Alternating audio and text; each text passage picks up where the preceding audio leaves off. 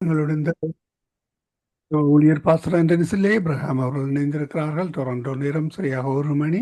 இந்த வேளையிலும் யூகேயிலே மாலை 6 மணியாக இருக்கிறது. இந்த வேளையிலும் இணைந்து கர்த்தருடைய வார்த்தைகள் எடுத்து வந்து விதைக்க ஆயத்தமாக வந்திருக்கிற ஊழியரை பரிசுத்தாவியானவர் தாமே நிரப்பி ஆசீர்வதித்து வழிநடத்துவாராக. அவரையும் ஒரு குடும்பத்தாரையும் சபையையும் வாழ்த்துவோம், ஆசீர்வதிப்போம். இந்த வேளையிலும் எங்களுக்காக இன்றைய நாளிலே கத்தர் கொடுத்த வார்த்தைகளுக்கு கூடாக வழிநடத்த கத்தர் உதவி செய்வாராக. இந்த வேளையிலும் ஊழியரிடம் ஒப்படைப்போம். பிரைஸ்லோ பாஸ்டர். Praise the Lord. ஆமீன். இணைந்திருக்கிற உங்களிடம் ஒப்படைக்கிறோம் பாஸ்டர், வழி நடத்துங்கள். Amen. God bless. Amen. Amen. இயேசு கிறிஸ்துவின் இணையற்ற நாமத்தினால் உங்கள் அனைவரையும் வாழ்த்தி வரவேற்கிறேன். தேவன் நல்லவர், நமக்காக யாவற்றையும் செய்து முடித்திருக்கிறார். அதை நாங்கள் அறிந்து விசுவாசித்து பெற்றுக் கொள்ளுவோம். இப்பொழுதும் ஜெபிப்போம். அன்பின் பிதாவே, இந்த வேலைக்காக உமக்கு நன்றி செலுத்துகிறோம். சகலத்தையும் கிறிஸ்து இயேசு மூலமாய் செய்து முடித்து எல்லாம் முடிந்தது என்று சொன்ன அந்த வார்த்தைக்காக உமக்கு நன்றி. எல்லாவற்றையும் நேர்த்தியாய் சரியாய் வெற்றிகரமாய் செய்து முடித்து அதை நம்முடைய கரத்திலே ஒப்பு கொடுத்திருக்கிறீர். அதற்காக நன்றி செலுத்துகிறோம். இப்பொழுதும் உம்முடைய வார்த்தைகள் நம்மை மேற்கொள்ளட்டும். 100 நம்முடைய வாழ்க்கையிலே நம் மூலமாய் மற்றவருடைய வாழ்க்கையிலும் 100% பலன் கொடுப்பதாக இயேசுவின் இணையற்ற நாமத்தினால். ஆமென். பிரியமானவர்களே, இன்னும் அநேக காரியங்களை நாங்கள் வாசிக்க போகிறோம். வேதத்தில் இருந்து என்னுடைய சொந்த ஸ்டோரியை பேசுவதை பார்க்கிலும், என்னுடைய சொந்த அனுபவங்களை பேசுவதை பார்க்கிலும், வார்த்தை என்ன சொல்லுகிறது என்பதை நாங்கள் அறிந்து விசுவாசிக்கும் பொழுது நிச்சயமாய் தேவனுடைய மகிமையை காண்போம். ஆமென். எசாயா 43 10 12 வரைக்கும் நான் வாசிக்கிறேன். நானே அவர் என்று நீங்கள் உணர்ந்து என்னை அறிந்து கவனிங்கள். இதுதான் மிக முக்கியமான காரியம். உறவுக்கு முக்கியமான காரியம் ஒருவரை ஒருவர் அறிந்து கொள்ளுவது. அப்பொழுதுதான் மேன்மையான மகிமையான ஒரு உறவு, இணை பிரிக்க முடியாத ஒரு உறவு நம்மை மேற்கொள்ள முடியும். அப்ப என்னை அறிந்து விசுவாசிக்கும்படிக்கு நீங்களும் என்னை தெரிந்து கொண்ட என் தாசனும் எனக்கு சாட்சியா இருக்கிறீர்கள் என்று கர்த்தர் சொல்லுகிறார். எனக்கு முன் ஏற்பட்ட தேவன் இல்லை, எனக்கு பின் இருப்பதும் இல்லை. நானே கர்த்தர், என்னை அல்லாமல் இரட்சகர் இல்லை. நானே அறிவித்து ரட்சித்து விளங்க பண்ணினேன். அப்ப கவனியுங்கள், தேவன் அல்லாமல், இயேசு கிறிஸ்துவின் மூலமாய் அல்லாமல் நமக்கு எந்த விதத்திலும் ரட்சிப்பு இல்லை. எந்த தேவனும் இல்லை. எந்த தேவனும் நமக்கு ரட்சிப்பை கொண்டு வர முடியாது. அநேக வேளைகளிலே எங்களுடைய பணத்தை நம்புகிறோம், எங்களுடைய தொழிலை நம்புகிறோம், எங்களுடைய சொந்த அறிவை நம்புகிறோம். ஆனால் இவைகள் எல்லாம், அப்படி அவைகளை நம்பினால் இவைகள் எல்லாமே விக்கிரகங்கள் தான். தேவனை அல்லாமல் வேற தேவன் இல்லை. அப்ப நாம இந்த உலகத்திலே நம்புவதற்கு தேவனை அல்லாமல் வேற எதுவும் இல்லை. எதையும் நம்பக்கூடாது. ஆனால் தேவனை நம்புவோமானால், ஏனென்றால் அவர்தான் எல்லாவற்றையும் உருவாக்கின தேவனாய் இருக்கிறார். நமக்காக எல்லாவற்றையும் செய்து முடித்தவராய் இருக்கிறார். மற்ற எல்லாமே என்ன சொல்வது, மற்ற எல்லாமே அழிந்து போகிறதா இருக்கிறது. ஆனால் தேவனோ என்றென்றைக்கும் அழியாதவராயிருக்கிறார். ஆகவே அவரை நம்புவோமானால் நம்முடைய வாழ்க்கையும் அப்படியாய் மாறும். நம்முடைய சமாதானம், சந்தோஷம் எல்லாமே அழிக்க முடியாததாய் மாற முடியும். ஆமென். எப்பொழுதென்றால் தேவனை நாங்கள் நம்பும் பொழுது. அப்ப தேவன், எனக்கு முன் ஏற்பட்ட தேவன் இல்லை, எனக்கு பின் இருப்பதும் இல்லை. நானே கர்த்தர், என்னை அல்லாமல் இரட்சகர் இல்லை. அவரை அல்லாமல் நமக்கு மீட்பு இல்லை. அவரை அல்லாமல் நமக்கு சுகம் இல்லை.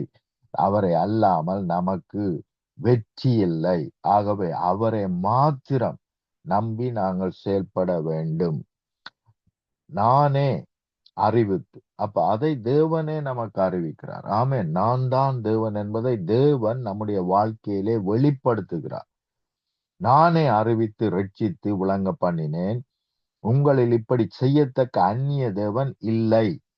இப்படி ஒரு ரட்சிப்பை தரக்கூடிய தேவன், இனாமாக இலவசமாக எல்லாவற்றையுமே நமக்கு தருகிற தேவனாய் இருக்கிறார். இப்படி ஒரு தேவன் இந்த உலகத்தில் இல்லை. நீங்கள் பணம் சம்பாதிக்க வேண்டும் என்றால் கூட நீங்கள் விதைத்தால் தான் அறுவடை செய்ய முடியும். இங்கே தேவனே தன்னை விதையாக விதைத்து நமக்கு எல்லாவற்றையும் இனாமாக இலவசமாக கொடுத்திருக்கிறார். ஆமென்.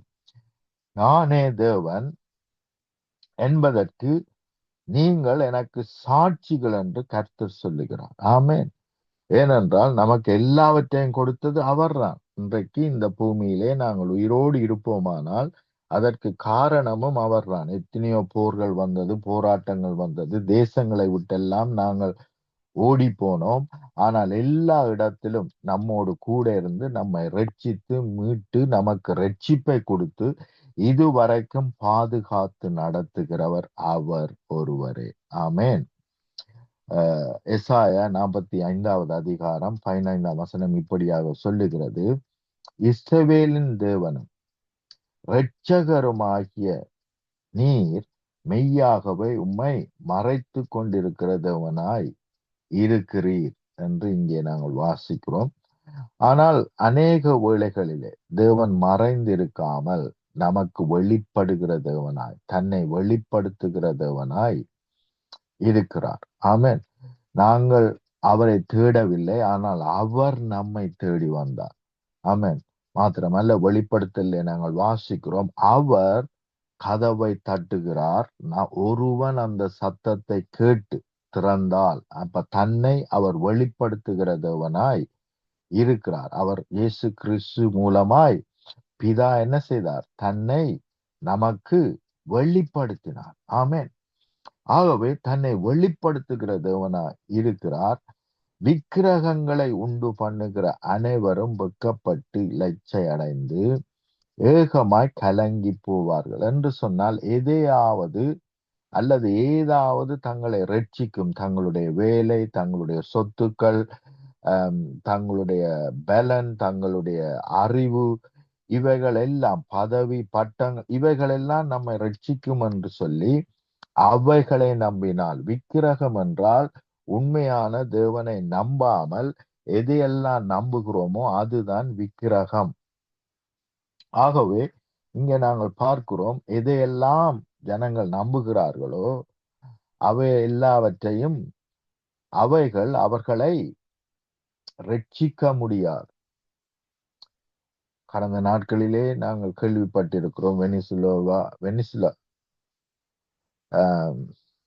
என்ற தேசத்தில் இருந்து அந்த பிரசிடென்ட் அவர் கூட என்ன செய்யவில்லை, அவருக்கு இருந்த மணி, அவருக்கு இருந்த எல்லா விதமான ரீசோர்சஸ் எல்லாம் இருந்தும் அவரை பாதுகாக்க முடியவில்லை. ஆகவே எதுவும் நம்மை பாதுகாக்க முடியாது தேவனை தவிர. எவ்வளவோ பணங்கள், கோடிக்கணக்கான பணங்கள், படை வீரர்கள், எல்லா விதமான எத்தனை, அதாவது அணுகுண்டுகள், எத்தனையோ காரியங்களை அவர்கள் என்ன செய்தார்கள்? தங்களை பாதுகாக்கும்படி விலை கொடுத்து வாங்கி வைத்திருந்தார்கள். ஆனால் எதுவும் அவர்களை பாதுகாக்க முடியவில்லை. கர்த்தராலே, கவனிங்கள், இந்த வசனம் மிக மிக முக்கியமான வசனம். கர்த்தராலே நித்திய ரட்சிப்பினால் ரட்சிக்கப்படுவான். இஸ்ரவேலோ கர்த்தராலே நித்திய ரட்சிப்பினால் ரட்சிக்கப்படுவான். அப்ப கவனிங்கள், மிக மிக முக்கியம். எங்களுக்கு கொடுக்கப்பட்ட ரட்சிப்பு நித்தியமான ரட்சிப்பு. ஆனால் இதை விசுவாசித்தால் தான் அது நித்தியமாக நம்முடைய வாழ்க்கையில கிரியை செய்ய முடியும். இதை அவவிசுவாசிப்போமானால் அது நித்தியமாக கிரியை செய்ய முடியாது. எவ்வளவு தூரம் நாங்கள் விசுவாசிக்கிறோமோ அவ்வளவு தூரம் தான், அது வரைக்கும் தான் அவைகள் என்ன செய்யும்? நம்முடைய வாழ்க்கையிலே கிரியை செய்ய முடியும். என்றைக்கு நம்முடைய வாழ்க்கையில் அவவிசுவாசம் வருகிறதோ அன்றையிலிருந்து, அந்த நிமிஷத்திலிருந்து தீய காரியங்கள் நம்மை மேற்கொள்ளக்கூடும். அப்ப விசுவாசத்தை நாங்கள் விட்டுவிடக்கூடாது. தேவன் மேல் இருக்கிற விசுவாசம், அவரே எனக்கு எல்லாமா இருக்கிறார். என்னுடைய பலன் அவர், என்னுடைய சுகம் அவர். நான் அவரோடு இணைக்கப்பட்டிருக்கிறேன். நேற்றைய நாளிலே பார்த்தோம், அவரோடு இணைக்கப்பட்டிருப்போமானால் நிச்சயமாகவே தேவனுடைய மகிமையை காண்போம். அவர் ஜீவனாய் இருக்கிறார். அவரோடு இணைக்கப்பட்டிருப்போமானால் சகலதும் ஜீவனுடையதாய், சந்தோஷம் உடையதாய், விடுதலை உடையதாய், வெற்றி உடையதாய் மாற்றப்படும். ஆமென். ஆனால் இதை விசுவாசிக்க வேண்டும்.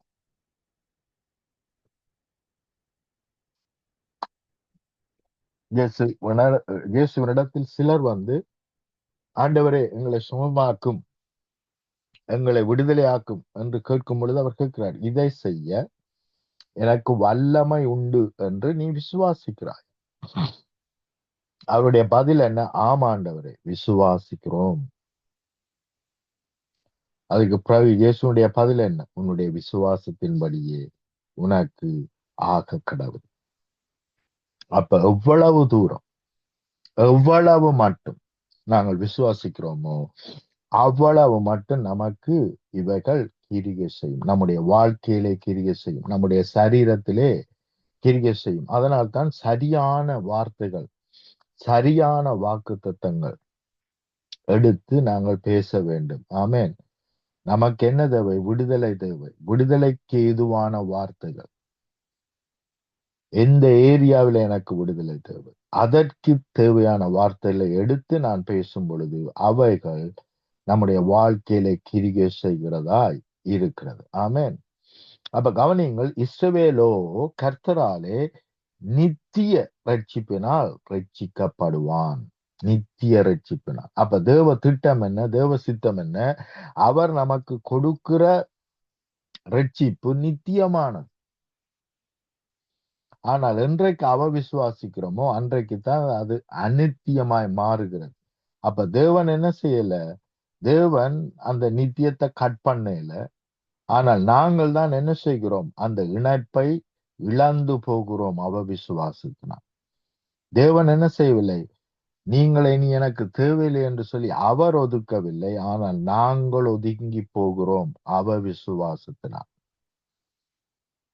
நீங்கள் என்றென்றைக்கும் உள்ள சதா காலங்களிலும், கவனிங்கள், நீங்கள் என்றென்றைக்கும் உள்ள சதா காலங்களிலும் வெட்கப்படாமலும் கலங்காமலும் இருப்பீர்கள். பாருங்க, எவ்வளவு அருமையான வார்த்தை.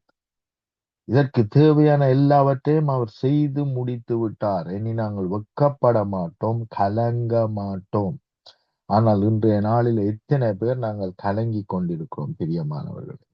இது ஏன் என்று சொன்னால், இந்த வார்த்தைகளை நாங்கள் நம்பினால், இதை 100% நம்பினால் இவைகள் நம்முடைய வாழ்க்கையில அப்படியே கிரியை செய்யும். ஆமென். இப்படியான வார்த்தைகளை நம்பித்தான் நானும் ஜெபிக்கிறேன், அநேகருக்காக ஜெபிக்கிறேன்.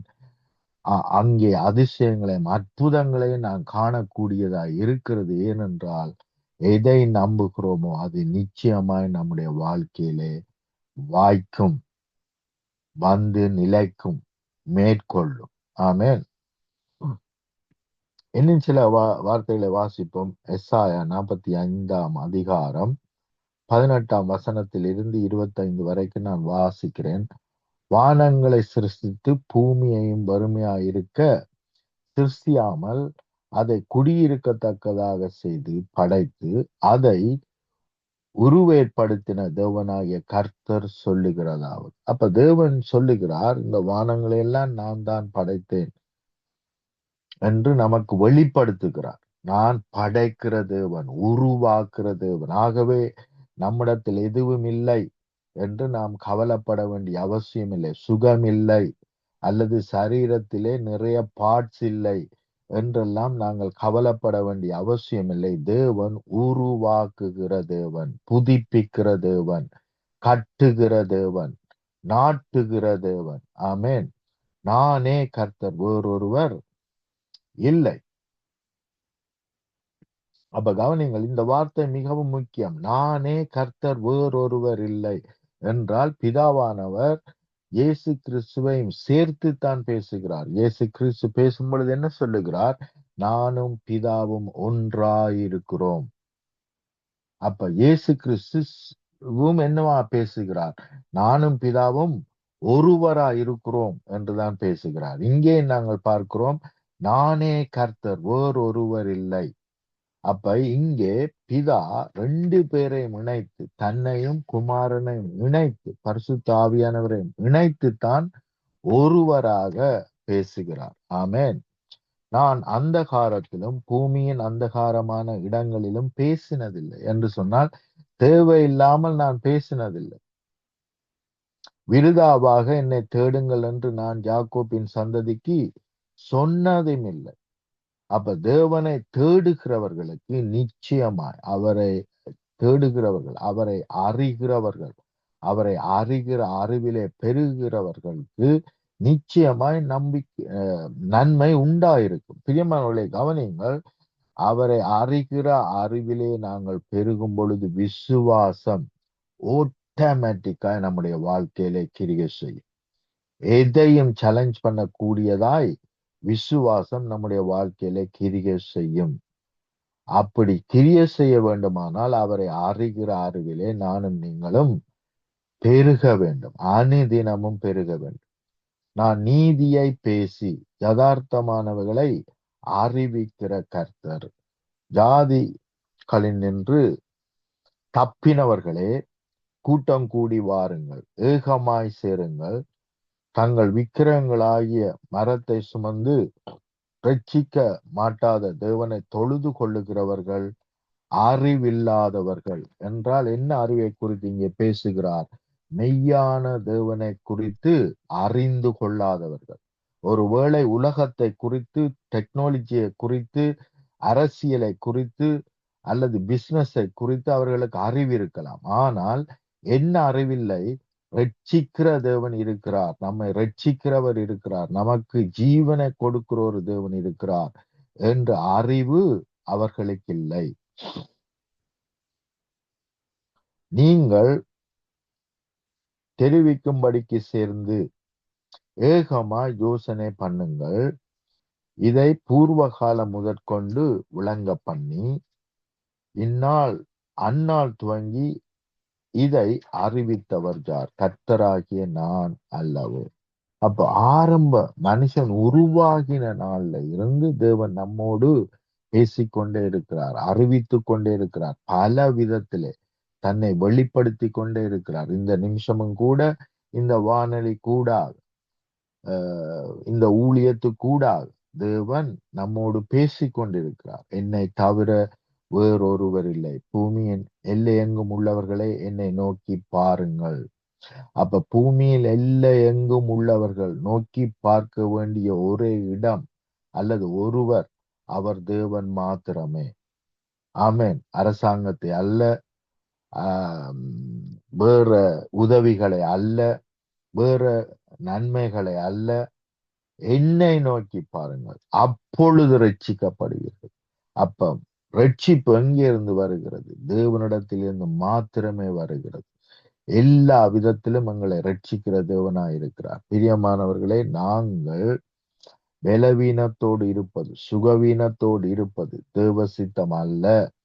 அதிலிருந்து தேவன் எங்களை ரட்சித்திருக்கிறார், ரட்சிக்கிற தேவனாய் இருக்கிறார். ஆனால் நாங்கள் அவரை நோக்கி பார்க்கும் பொழுது, சிலுவையில் உயர்த்தப்பட்டவரை நோக்கி பார்க்கும் பொழுது, அவர் எல்லாவற்றையும் இழுத்து கொண்டார் என்று நாங்கள் வாசிக்கிறோம்.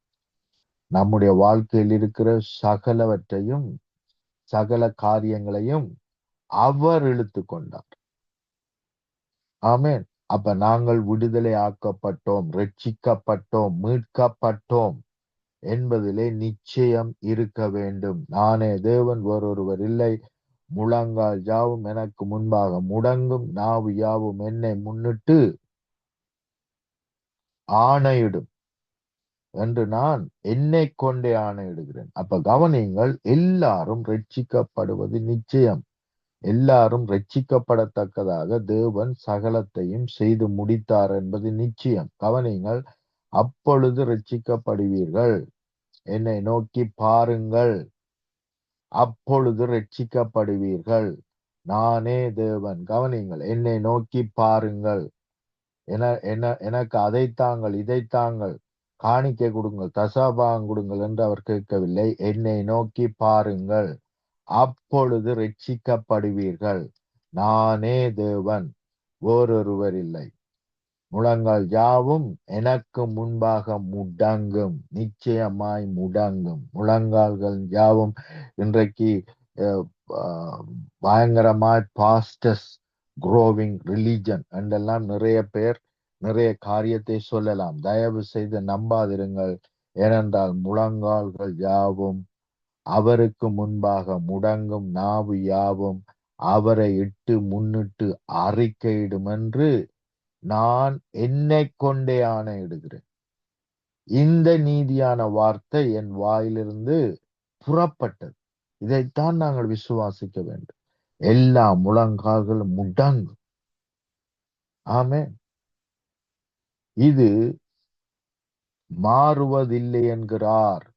பாருங்க, எத்தனை வாட்டி ஆண்டவர் இதை சொல்லுகிறார், எத்தனை விதத்துல சொல்லுகிறார். நமக்கு நிச்சயம் உண்டாயிருக்கும்படிக்கு, விசுவாசம் உண்டாயிருக்கும்படிக்கு. மாறுவதில்லை, இது மாறுவதில்லை இல்லை என்கிறார். கர்த்தரிடத்தில் மாத்திரம் நீதியும் வல்லமை முன்னென்று அவனவன் சொல்லி அவரிடத்தில் வந்து சேருவான். ஆமேன். Thank you Lord. எல்லாரும் வந்து சேருவார்களால்.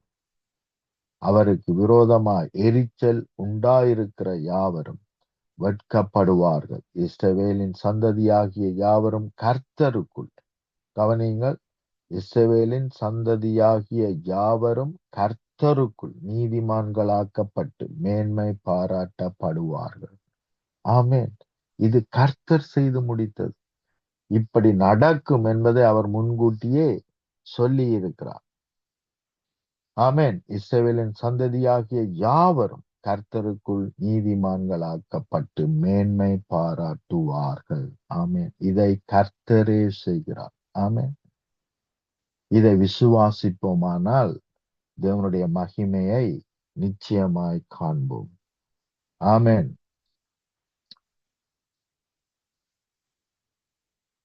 எஸ்தர் புத்தகத்தை வாசித்து பாருங்கள். மிகவும் முக்கியமான காரியம். ஏனென்றால் எஸ்தர் தன்னை ஒப்பு கொடுத்தார். அவள் செய்தது அதுதான். தன்னை முழு இதயத்தோடு என்ன செய்தாள்? ஒப்பு கொடுத்தார். ஆனால் அவளை பரிசுத்தம் பண்ணினது, ராஜாத்தி ஆவதற்கு தகுதி ஆக்கப்பட்டது எல்லாமே ராஜாவினால் மாத்திரம். ராஜா அரண்மனையிலே ராஜாவுடைய வேலைக்காரர்கள் தான் என்ன செய்தார்கள்? எல்லா விதத்திலும் எஸ்தரை தகுதிப்படுத்தினார்கள், சுத்திகரித்தார்கள், அலங்கரித்தார்கள். எல்லா விதமான அறிவையும் அவளுக்கு கொடுத்தார்கள். ஆமேன். அதே போலத்தான் இந்த ரட்சிப்புக்குள்ளே சகலதும் அடங்கி இருக்கிறது. எங்களுடைய சுத்திகரிப்பு அடங்கி இருக்கிறது. எங்களுடைய ஆடை அலங்காரம் என்று சொன்னால் அழகாய் எங்களை ஏற்படுத்துவது, அழகுபடுத்துவது, கர்த்தருடைய மணவாட்டியாய் அலங்கரிப்பது, இவை எல்லாமே தேவனால் செய்யப்படுகிற காரியம். நாங்கள் செய்ய வேண்டிய காரியம் என்ன? நம்மை அதை செய்யும்படிக்கு ஒப்பு கொடுப்பது, கீழ்ப்படிவது, அவருடைய வார்த்தைக்கு கீழ்ப்படிவது, அவருடைய வார்த்தையை விசுவாசிப்பது. ஆமேன். யூதா புத்தகம் 1 அதிகாரம் 24, 25 வசனங்களை நான் வாசிக்கிறேன்.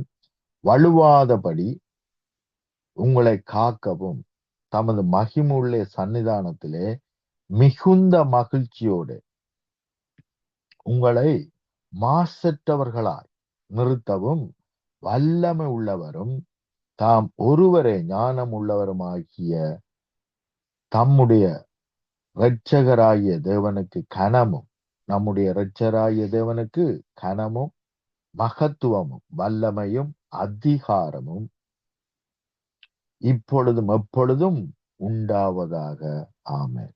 அப்ப கவனிங்கள், இங்கே அவர் இரட்சகர் என்று பேசுவது யாரை குறித்து? இயேசுவை குறித்து. பழைய ஏற்பாட்டு காலத்திலே நான் ஒருவரே தேவன், நான் ஒருவரே ரட்சிக்கிறவர் என்று தேவன் பேசுகிறார். அந்த ஒருவர் என்று சொல்வதற்குள்ளே பிதா, குமாரன், பரிசுத்தாவியானவர் 3 பேருமே இருக்கிறார்கள். மூவருமே ஒருவராக இருக்கிறார். ஆமென். இன்னொரு வசனத்தை நான் உங்களுக்கு வாசிக்கிறேன். தீத்து 2வது அதிகாரம் 13, 14வது வசனம். நாம் நம்பி இருக்கிற ஆனந்த பாக்கியத்துக்கும் மகா தேவனும் நமது இரட்சகருமாகிய, கவனிங்கள், நமது இரட்சகருமாகிய இயேசு கிறிஸ்துடைய மகிமையின் பிரசன்னமாகுதலும் எதிர்பார்த்து கொண்டிருக்கிறபடி நமக்கு போதிக்கிறது. அவர் நம்மை சகல அக்கிரமங்களில் நின்று மீட்டுக்கொண்டு தமக்குரிய சொந்த ஜனமாகவும் நற்கிரியைகளை செய்ய பக்தி வைராக்கியம் உள்ளவர்களாகவும் நம்மை சுத்திகரிக்கும்படி நமக்காக தம்மை தாமே ஒப்பு கொடுத்தார். அப்ப நம்மை அவர்தான் சுத்திகரிக்கிறார், நம்மை அவர்தான் விடுதலையாக்குறார், நம்மை அவர்தான் ரட்சிக்கிறார், நம்மை அவர்தான் உயர்த்துகிறார், நம்மை அவர்தான் மேன்மையான இடங்களிலே உட்கார பண்ணுகிறார். ஆமென். இவைகள் எல்லாம் நம்மை மேற்கொள்ளுகிறது. ஏனென்றால் அவர் செய்த கிரிகையினால், நாம் செய்த கிரிகையினால் அல்ல. இதை விசுவாசிப்போமானால் இப்பொழுது நாங்கள் ரட்சிப்பை காண்போம், மீட்பை காண்போம், விடுதலையை காண்போம். பிரியமானவர்களே, யாராவது சுயநமாய் இருப்பீர்களானால், பலவீனமாய் இருப்பீர்களானால், பற்றாக்குறைகளோடு இருப்பீர்களானால், தடைகள் தாமதங்களோடு இருப்பீர்களானால், பில்லி சூனிய கட்டுக்கள் உங்களுடைய வாழ்க்கையில கிரியை செய்கிறதானால் இப்பொழுது நான் உங்களுக்காக ஜெபிக்கிறேன். ஏனென்றால் நம்முடைய தேவன் நம்மை ரட்சித்து விட்டார், மீட்டு விட்டார், மீட்புக்கு தேவையான சகலத்தையும் செய்து முடித்து விட்டார்.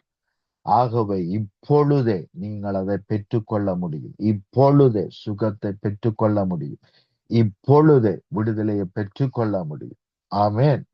அவர் நம்முடைய இரட்சகராயிருக்கிறார், மீட்பராயிருக்கிறார். அவரை அல்லாமல் மீட்பு நமக்கில்லை. அவர் நம்மத்திலே இரட்சகராய் வெளிப்பட்டபடியினால், ரட்சிப்புக்கு தேவையான சகலத்தையும் செய்து முடித்தபடியினால் இப்பொழுதே நீங்கள் பெற்றுக்கொள்ள முடியும். ஜெபம் பண்ணுவோம்.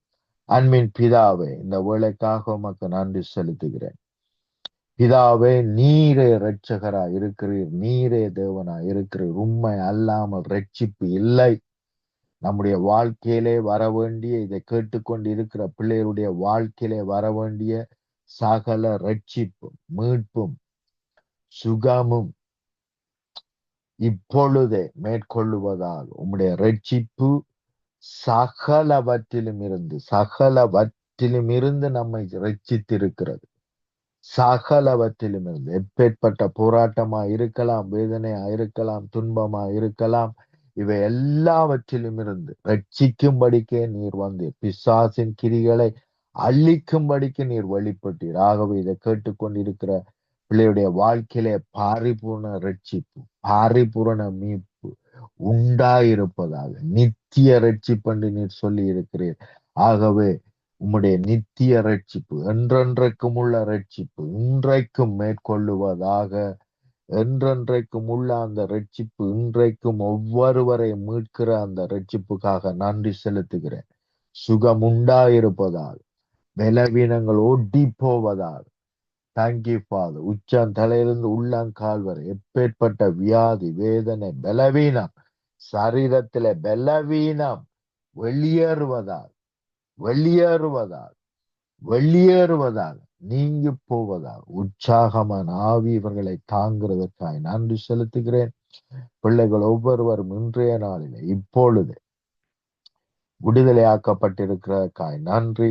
பிசாசின் கட்டுக்கள் உடைக்கப்படுகிறதற்காக நன்றி. கட்டுக்கள் உடைக்கப்படுகிறது, உடைக்கப்படுகிறது. செயின்கள் உடைக்கப்படுகிறது.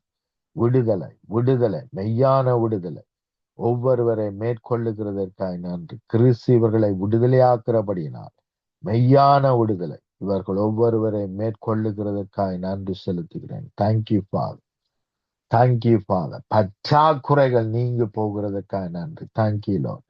பற்றாக்குறைகள் நீங்கி போகிறதற்காக நன்றி. வேலை இல்லாத பிரச்சனைகள் நீங்கி போகிறதற்காக நன்றி. வேலையை ரிலீஸ் பண்ணுகிறேன், ஜொப்பை ரிலீஸ் பண்ணுகிறேன் மேற்கொள்ளுவதாக. Thank you lord, thank you father, thank you father. இதை கேட்டுக்கொண்டிருக்கிற ஒவ்வொரு பிள்ளைகளும் எல்லாவற்றிலும் இருந்து விடுதலை ஆக்கி எல்லாவற்றாலும் உம்முடைய நன்மையினால், மேன்மையினால், மகிமையினால், கிருபை வரங்களினால் நிறையப்படுவார்களாக, வல்லமையால் செயல்படுவார்களாக. நீர் வழிபடுகிறதற்காக நான் போகிற இடங்களில் எல்லாம் வெற்றியை கட்டளையிட்டு இருக்கிறதற்காக நன்றி. Thank you Lord. உம்முடைய நன்மையிலே, கிருபையிலே, ரட்சிப்பிலே, உம்மை அறிகிற அறிவிலே இன்னும் அதிகமாய் பலுகி பெருகுவார்களாக. இயேசுவின் நேற்ற நாமத்தினால் ஆமேன், ஆமேன், ஆமேன். ஆமீன், ஆமீன். அருமையான வசனங்கள் கூடாக, ரட்சிப்பு கூடாக வழிநடத்தப்பட கத்தர் உதவி செய்தார். கத்தருக்கு நன்றி செலுத்துகிறோம். கொடுக்கப்பட்ட வார்த்தைக்காக நன்றி செலுத்துகிறோம். கத்தரில் நாம் அவ்வளவு நம்பிக்கை, விசுவாசம், உறவு அவரோடு வைத்திருக்கிறோமோ அவ்வளவுக்கு கத்திரங்களை ஆசீர்வதித்து உயர்த்துகிறார். அவருடைய ஆசீர்வாதங்களை பெற்றுக்கொள்கிறோம். ஆமேன். விசுவாசத்தோடு கத்தருக்கு நன்றி செலுத்துகிறோம். கொடுக்கப்பட்ட ஆமென். வார்த்தைக்காக நன்றி செலுத்திக் கொண்டு நாங்கள் திரும்பமாக திங்கட்கிழமை சந்திப்போம். வாரத்தின் முதல் நாளிலே பிரசங்க பீடத்தில் நிற்கின்ற பொழுதும் கத்தருடைய வார்த்தைகளை விதைக்கின்ற பொழுதும் கத்தர் தாமே சபையுடனே கூட இருந்து ஆசீர்வதித்து வழிநடத்துவாராக. உங்களை உங்கள் குடும்பத்தாரையும் வாழ்த்துகிறோம், ஆசீர்வதிக்கிறோம். சபையையும் வாழ்த்துகிறோம், ஆசீர்வதிக்கிறோம். திரும்பமாக திங்கட்கிழமை சந்திப்போம் பாஸ்டர். அதுவரையும் தேவசமாத்தை கூறுகிறோம், வாழ்த்துகிறோம், ஆசீர்வதிக்கிறோம். God bless you pastor. Amen, amen. ஆமீன். அருமையானவர்களே, இதுவரை நேரம் எங்களுடன் ஊழியர் பாஸ்டர் ஆண்டனி சில்லே இப்ராஹிம் அவர்கள் பிரைம் மினிஸ்ட்ரி சார்பாக லண்டன் யூகேயிலிருந்து இணைந்து இந்த மாலை வேளையிலும் கத்தருடைய வார்த்தைகளை வைத்திருக்கிறார். அந்த வார்த்தைகள் 100 மடங்கு பலந்திரு கத்தர் உதவி செய்வாராக. கேட்கின்ற ஒருவரும் செவிகளையும் இருதயத்தையும் திறந்து கத்தர் வழி நடத்துவாராக. ரட்சிப்பை கட்டளையிடுவாராக. ஆமேன். நன்றிகளையும் வாழ்த்துக்களையும் கூறி விடைபெறுவோம்.